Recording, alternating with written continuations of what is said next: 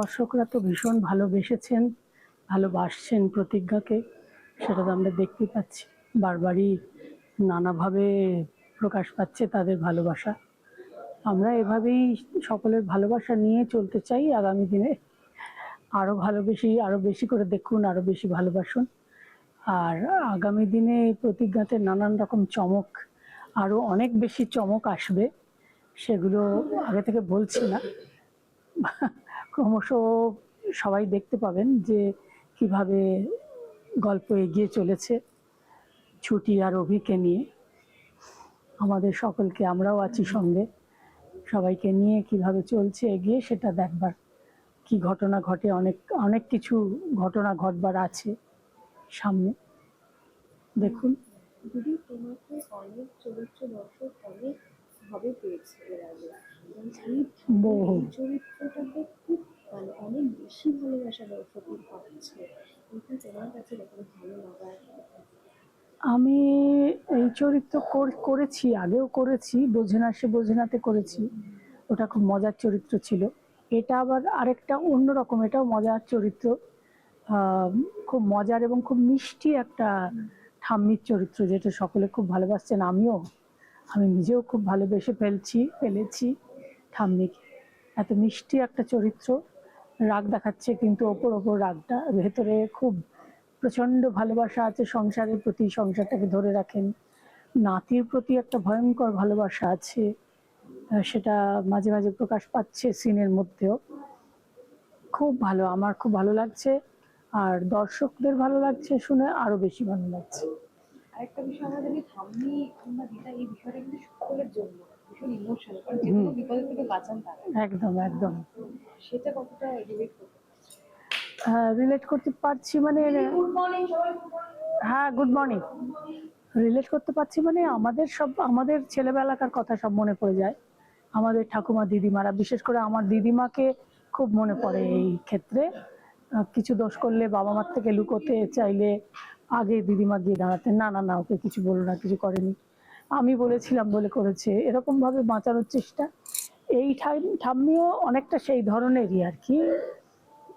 কিছু কিছু মিল আছে, এগুলো সব মনে পড়ে যাচ্ছে ছোটবেলার কথা, যার জন্য আরো বেশি মজার লাগছে, আরো বেশি কি বলবো, একাত্ম বোধ করছি আর কি।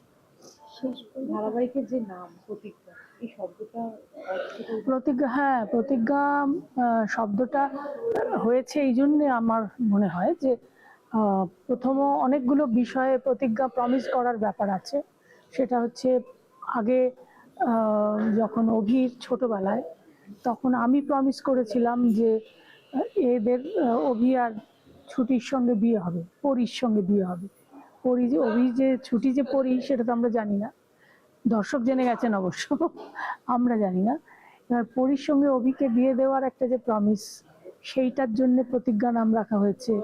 তারপরে এই যে অভি যে পরীকে প্রতিজ্ঞা করেছিল যে আমরা একসাথে থাকবো, একসাথে খেলা করব, বা কোনোদিন কেউ কাউকে ছেড়ে যাব না, এইটা একটা প্রমিস, এইটা রাখারও একটা চেষ্টা সবসময় আছে। এইসব মিলে সবারই কিছু না কিছু প্রতিজ্ঞা রয়ে গেছে, সেই জন্যই এটার নাম প্রতিজ্ঞা। বেসিক এটাই হচ্ছে প্রতিজ্ঞা। এই শব্দটাই কিন্তু আজকের দিনে দাঁড়িয়ে ভীষণ, সেই জন্যই তো আরো বেশি করে রাখা হয়েছে, যাতে প্রতিজ্ঞাটা আমরা সবাইকে মনে করিয়ে দিতে পারি। আবার যে প্রতিজ্ঞা বলে একটা শব্দ আছে, এবং সেটা রাখারও দায়িত্ব থাকে মানুষের। টিআরপি কতটা ভাবায় আছে, কারণ আমরা দেখতে পাচ্ছি প্রতি সপ্তাহে টিআরপির একটা যুদ্ধ চলে। টিআরপির যুদ্ধ চলে মানে ওটা নিয়ে আমরা খুব একটা মাথা ঘামাই না, কারণ ওটা তো ওপরতলার ব্যাপার। টিআরপি কিরম আসে, কেমন আসে, সে বন্ধ হয়েছে, কিন্তু এটা কাজের জন্য আরো কতটা উৎসাহ জায়গায়। এটা কি দর্শকের উপর নির্ভর করে, মানে টিআরপির বিষয়টা কি দর্শককে এফেক্ট করে? সেটা ঠিক আমি বলতে পারছি না, দর্শকরা তো টিআরপি জানেনই না, দর্শকরা তো জানেনই না টিআরপি কি। জানেন একটা কথা হয় টিআরপি বলে, তো সেটা যে কি, তার কি প্রভাব কিসের উপর পড়ছে, সেগুলো এত দর্শকরা জানেন বলে আমার মনে হয় না। আর আমরা যারা টিআরপি ছিলাম বা এখন পাচ্ছি না, এইটাতে তফাৎ এইটাই হয়েছে, টিআরপি থাকলে একটা ভীষণ চাপের মধ্যে সবসময় থাকা, ভীষণ মেন্টাল প্রেশার একটা, যে এই কি টিআরপি, এই বুঝি পড়ে গেল, এই বুঝি পড়ে গেল।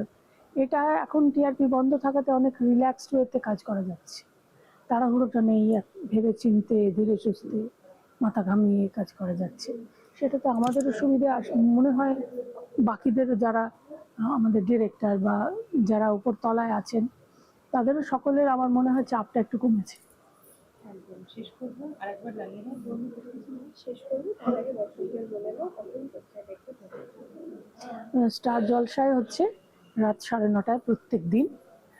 আর আপনারা দেখুন, আরো বেশি করে দেখুন প্রতিজ্ঞা, আমাদের সঙ্গে থাকুন।